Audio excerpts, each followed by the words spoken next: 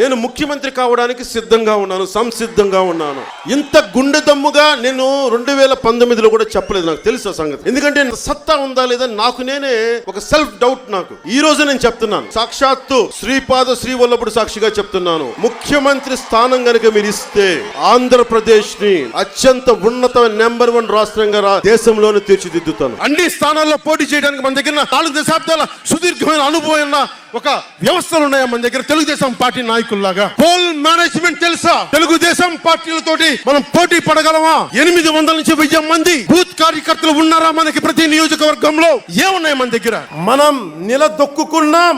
మనం నిలదొక్కుకోవటమే కాకుండా 4 దశాబ్దాల టీడీపీ పార్టీని కూడా నిలబెట్టాం. గౌరవ ముఖ్యమంత్రి శ్రీ నారా చంద్రబాబు నాయుడు గారికి మద్దతు ఇచ్చాను 2014 నుంచి. అంటే మన దగ్గర సత్తా లేనప్పుడు అది ఓట్లు చీలకుండా అది ఇస్తే అది ప్రజలకి బలం అవుద్దని 2014 నుంచి నేను అదే పని చేశాను.